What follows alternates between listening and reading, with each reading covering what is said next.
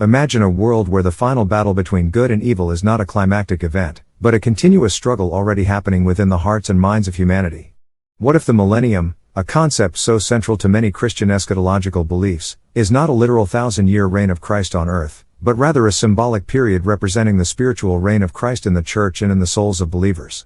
This is the daring assertion of amillennial eschatology, a viewpoint that has captivated the minds of theologians and spiritual seekers alike, challenging conventional interpretations of the end times.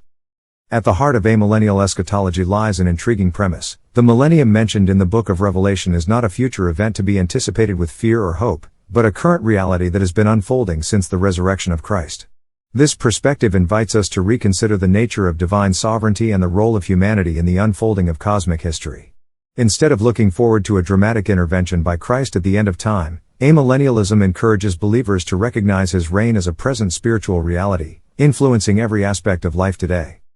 Amillennialism finds its roots in the early church, with influential figures like Augustine of Hippo advocating for a non-literal interpretation of the millennium. Augustine argued that the 1,000 years mentioned in Revelation is symbolic, representing the period between Christ's first coming and his eventual return. This interpretation challenges the more literal views held by premillennialists and postmillennialists, who see the millennium as a distinct future event. By reframing the millennium as a symbolic period, amillennial eschatology shifts the focus from an expectation of a future earthly kingdom to an acknowledgement of Christ's spiritual reign in the present. This perspective can be deeply empowering, encouraging believers to engage in the world with the understanding that they are already participants in God's redemptive plan.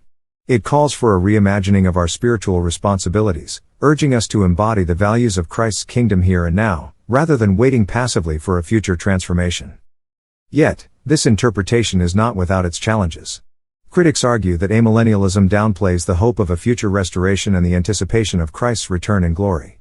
They suggest that this view could lead to complacency, as believers may lose sight of the eschatological promises that have historically fueled Christian hope. So, where do you stand in this profound debate?